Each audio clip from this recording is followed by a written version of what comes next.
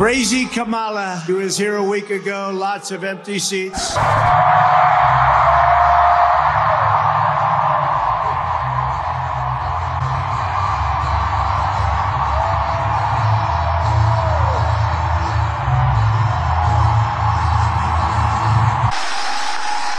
Now, Donald Trump sees the world a little differently than us. And make no mistake, violent crime was up under Donald Trump.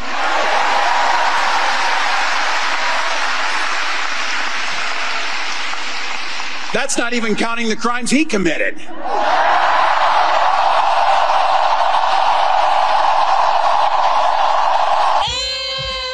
If there ever was a side-by-side that tells the story of a moment, it is this one. If you stepped outside your home in any of the 50 states across America this evening, you might have heard the noise coming from Temple University in Philadelphia, which has a capacity of just 10,000 people for the event, and it was packed to the brim. There wasn't a single open seat inside, unlike, well, you know, certain people's rallies. She was here a week ago, lots of empty seats. It was very boring. Trump was complaining that an estimated 10,000 people were at Harris's event that she had there a few days before. I should note they were hosting their rallies in the exact same arenas. As these are happening side by side, you can see both of the images here. And as we all know, the GOP frontrunner doesn't exactly handle things very well. He'll go ahead and pluck his most recent Truth Social rant about how Joe Biden will be strolling into the Democratic convention like Triple H at a WWE Royal Rumble, put that on a QAnon site and it would blend in seamlessly. Always need to remind people this is from the man trying to become president again. What is undoubtedly getting under that orange coat of makeup is this rally tonight. In a vital swing state, the place was electric, kicked off first by Governor Shapiro and followed up by flawless speeches from both Vice President Kamala Harris and her pick for Vice President, Tim Walz. Are you ready to do your part? Are you ready to form a more perfect union? Are you ready to build an America where no matter what you look like, where you come from, who you love or who you pray to, that this will be a place for you? And are you ready to look the next President of the United States in the eye and say, "Hello, Madam President"? I am too, so let's get to work. Donald Trump's not fighting for you or your family. He never sat at that kitchen table like the one I grew up at, wondering how we were going to pay the bills. He sat at his country club up in Mar-a-Lago, wondering how he can cut taxes for his rich friends. And I got to tell you, his running mate shares his dangerous and backward agenda for this country.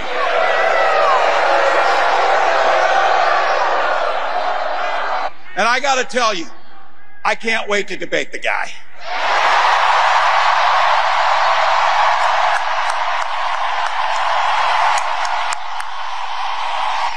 That is, if he's willing to get off the couch and show up. So, you see what I did there?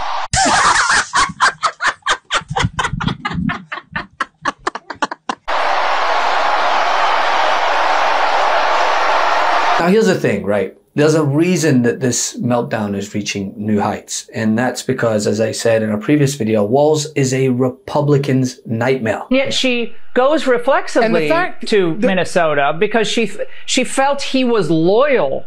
It's been reported on CNN today that he was loyal. I thought they said Trump had a loyalty test. They didn't like that. Yeah, I also thought it was interesting where he said that I'll have President Harris's back if we get elected.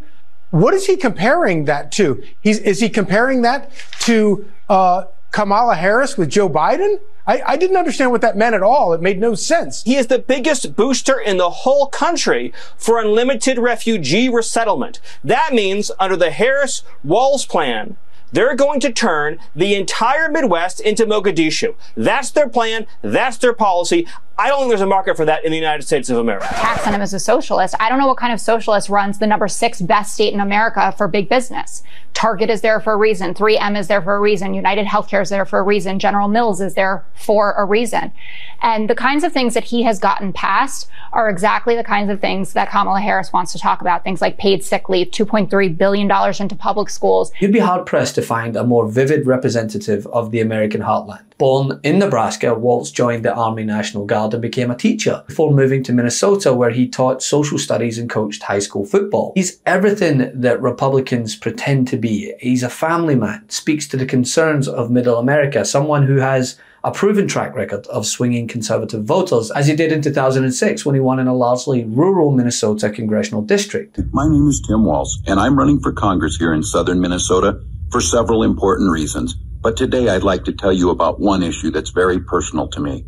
I am a retired command sergeant major in the Minnesota National Guard, and after years of firing artillery, I sustained severe inner ear damage. Because I have good health insurance provided through my employer, I was able to have surgery on my ear. As my ear healed, my hearing was gradually restored. One morning several weeks after the surgery, I awoke to a sound I couldn't identify. I asked my wife what I was hearing, and she told me, "Tim, that's your 4-year-old daughter, Hope." You see, Hope wakes up singing every morning, but I had never heard that sound until that day. I'm running for Congress because I believe we as a country have a moral obligation to ensure that every father can hear his daughter sing, that every citizen receives the best care our medical community has to offer. I'm Tim Walz, and I approve this message because I've heard how important healthcare is to everyone. During his time in office, Walz has done more than just pay lip service to veterans' issues like Republicans do. Donald Trump sees the world a little differently than us.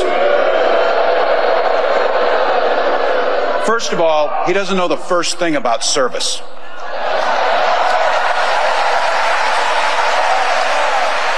He doesn't have time for it because he's too busy serving himself. Again and again and again, Trump weakens our economy to strengthen his own hand. He mocks our laws. He sows chaos and division. And that's to say nothing of his record as president. And of course, again, unlike his counterparts across the aisle that fight harder for the rights of a bump stock as opposed to protecting kids from its usage, Tim Walz signed a bill to provide free school meals, both breakfast and lunch, for students at participating schools, regardless of their family's income. Says you being a big government liberal. What a monster. Kids are eating and having full bellies so they can go learn.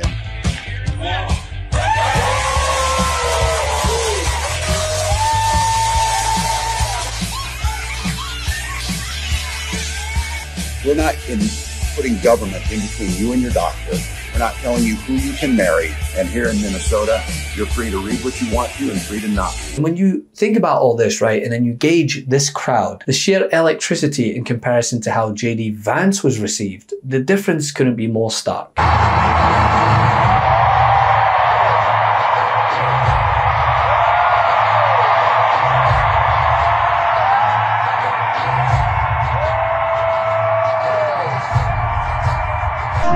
It is the weirdest thing to me. Democrats say that it is racist to believe, well, they say it's racist to do anything. I had a Diet Mountain Dew yesterday and one today. I'm sure they're going to call that racist too, but it's good. I love you guys.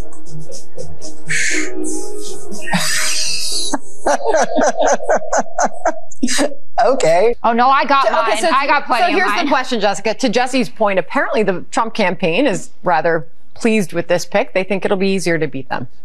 Yeah, they're definitely projecting that. I saw J.D. Vance this morning in front of a huge Kamala sign where you couldn't even read the chaos. So everything is going really well for that side of the aisle. I mean, at this point, it's no wonder that Trump is trying to downplay the role of VP. J.D. Vance, is he ready on day one?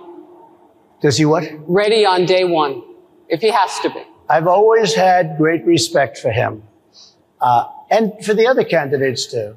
But I will say this, and I think this is well documented. Historically, the vice president, in terms of the election, does not have any impact. I mean, virtually no impact. As I said, is J.D. Vance ready on day one? He did not answer that question. He answered it around it, but he did not answer my question. And if this rally is anything to go by, it's only going to get worse for Trump and the MAGA contingent. So, to those who know him best, Tim is more than a governor. To his wife, Gwen, he is a husband. To his kids, Hope and Gus, he is a dad. To his fellow veterans, he is Sergeant Major Walz.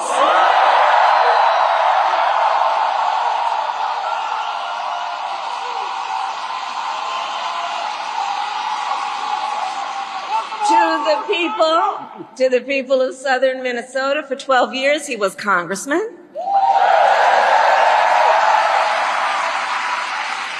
To his former high school students, he was Mr. Walz.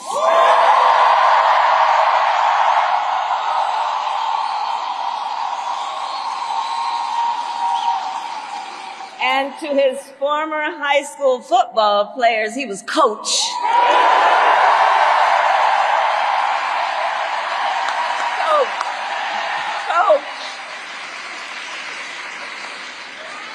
And in 91 days,